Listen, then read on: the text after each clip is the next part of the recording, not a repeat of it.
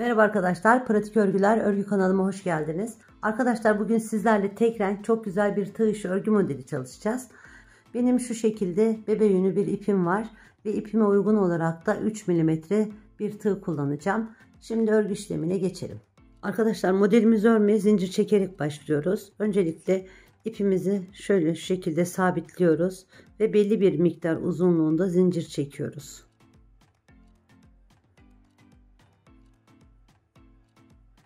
Ben model anlatacağım için çok uzun olmayan küçük bir zincir çekiyorum.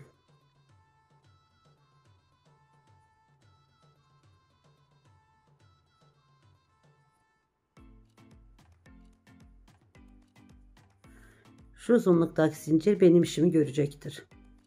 Bu sıramızda sadece sık iğne yapıyoruz zincirlerimizin üstüne. 1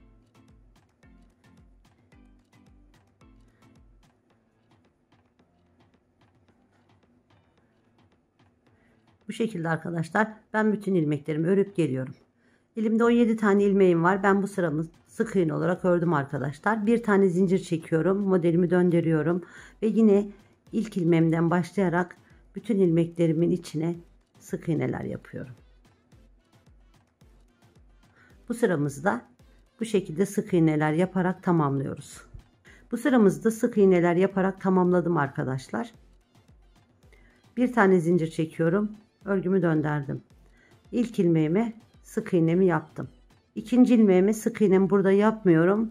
Bakın zincirimin olduğu yere iniyorum. Bir değil ikinci ilmeğimin şurada bakın. Şuraya gidiyorum ve şu şekilde arkadan alarak ve elimi de birazcık böyle bol bırakarak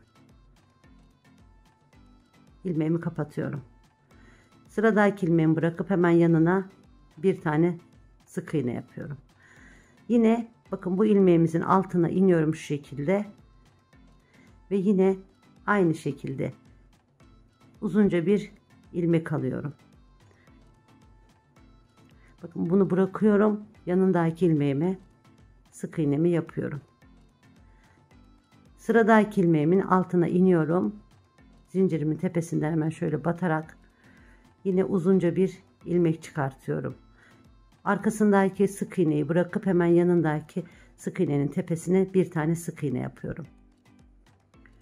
Sıradaki ilmeğimi yine alta inerek batıyorum ve şu şekilde uzunca bir ilmek alıyorum. Bakın sırada bu vardı, bunu atlıyoruz, hemen yanındaki ilmeğimizin içine bir tane sık iğne yapıyoruz.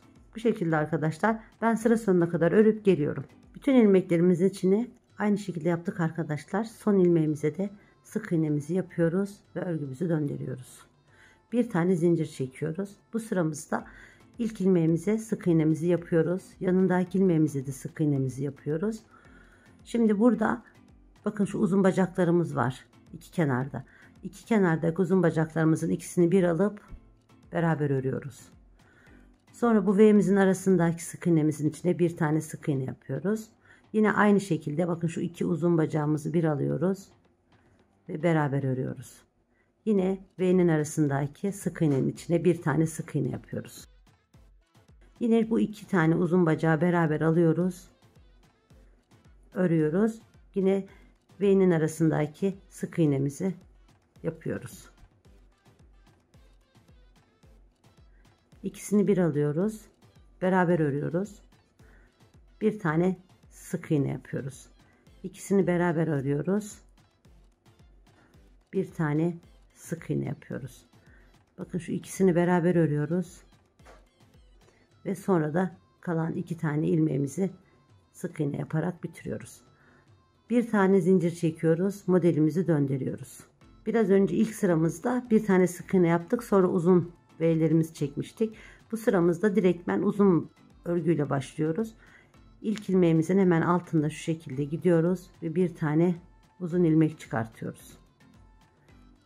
Bir tane sık iğne yapıyoruz. Bakın yine şuradan uzun ilmek çıkartıyoruz. Bu uzun ilmeğimizi çıkartırken arka taraftaki bakın şurada V'miz var. Tam onun arasından yapıyoruz. Bakın bir tane sık iğnemizi yanına yaptık. Hemen bak şuraya girdiğimiz zaman zaten direktmen arkadaki ilk yaptığımız V'nin arasına giriyoruz. Yine uzun ilmeğimizi bu şekilde örüyoruz. Bir tane sık iğne yapıyoruz.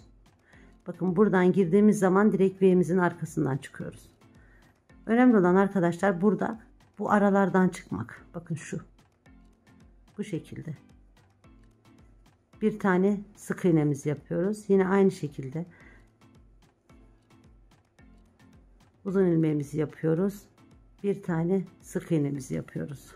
Şuradan girdiğimiz zaman bakın direkt V'nin arasından çıkıyoruz. Uzun ilmeğimizi yaptık ve bir tane sık iğnemizi yapıyoruz. Bakın girdiğimiz zaman direkt V'nin arasından uzun ilmeğimizi yapıyoruz. İlk başlarken uzun ilmekle başladığımız için yine uzun ilmekle bitiriyoruz örgümüzü. Şu alttan girdiğimiz zaman bakın şu şekilde uzun ilmeğimizi yapıyoruz ve çıkıyoruz. Bir tane zincir çekiyoruz, örgümüzü döndürüyoruz. Hemen bu V'mizin arasına bir tane sık iğnemizi yapıyoruz. Sonra şu iki tane uzun bacağımızı beraber alıyoruz ve bir tane sık iğne yapıyoruz. Araya yine bir tane sık iğne. İki tane uzun bacağı alıyoruz. Beraber örerek sık iğne yapıyoruz. Yine araya bir tane sık iğne. İki tane uzun bacağı alıyoruz. Şu şekilde beraber örüyoruz. Araya bir tane sık iğne. Aslında modelimiz çok basit ve çok keyifli. Sadece dikkat etmemiz gereken şey ön tarafta uzun iplerimizi alırken arka taraftaki V'lerin içinden çıktığını görmemiz gerekiyor. Ona dikkat ediyoruz. Yine iki tane uzun bacağı beraber alarak örüyoruz. Araya bir tane sık iğne yapıyoruz. Yine beraber alıp örüyoruz. Bir tane sık iğne ve yine iki uzun bacağı beraber alıp örüyoruz.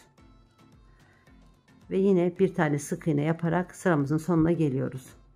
Bir tane zincir çekiyoruz. Bu sıramızda bakın ilk ilmeğimize sık iğnemizi yapıyoruz. İkinci ilmeğimizi bakın şuradan girdiğimiz zaman direkt bakın V'nin içinden çıkıyoruz. Bu şekilde uzun bir tane ilmek örüyoruz. Bir tane zincir. Bakın şu kenardan battığınız zaman direkt arkadaki V'nin arasından çıkmış oluyorsunuz. Bir tane sık iğne. Yine aradan battığınız zaman bak direkt V'nin arasından çıkıyorsunuz şu şekilde arkadaşlar. Uzun ilmeklerimizde dikkat etmemiz gereken ön taraftan batınca arkadaki şu V'nin arasından çıkıyor olmak. Bir tane sık iğne. Şuradan direkt bak şu uzun bacağın hemen yanından şu uzun ilmeğimizin hemen yanından batarsak arkadaki V'nin arasından çıkmış oluyoruz. İlk başta ilk sıramız biraz sıkıntılı. Sonrasında zaten model oturuyor. Kendiniz bakmadan da örüyorsunuz.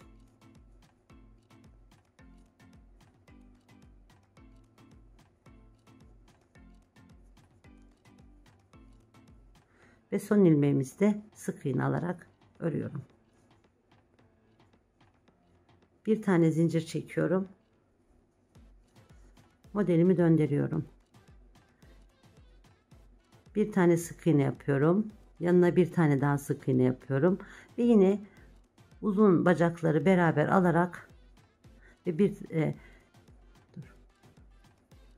ve yine iki uzun bacakları beraber alarak örüyorum.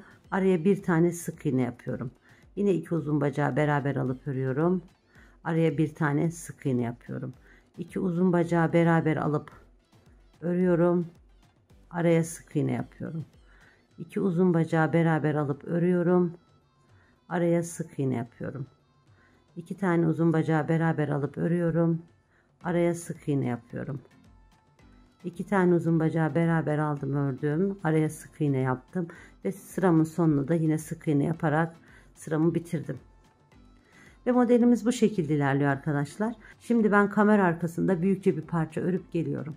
Arkadaşlar ben modelimin büyük şeklini ördüm. Çok güzel bir model. Örerken de çok keyif alıyorsunuz. Modelimizin arkası da oldukça muntazam ve düzgün. Bu modelimizden battaniye yapabilirsiniz, kazak yapabilirsiniz, hırka yapabilirsiniz, yelek yapabilirsiniz. İstediğiniz her çeşit örgüde kullanabilirsiniz. Ve bugünkü videomuzun da sonuna geldik arkadaşlar. Beni buraya kadar izlediğiniz için hepinize çok ama çok teşekkür ediyorum. Kanalıma destek olmak adına videomu beğenmeyi, videoma yorum yapmayı ve kanalıma abone olmayı unutmayın. Bir sonraki örgü videomuzda görüşünceye kadar sağlıcakla kalın, hoşça kalın.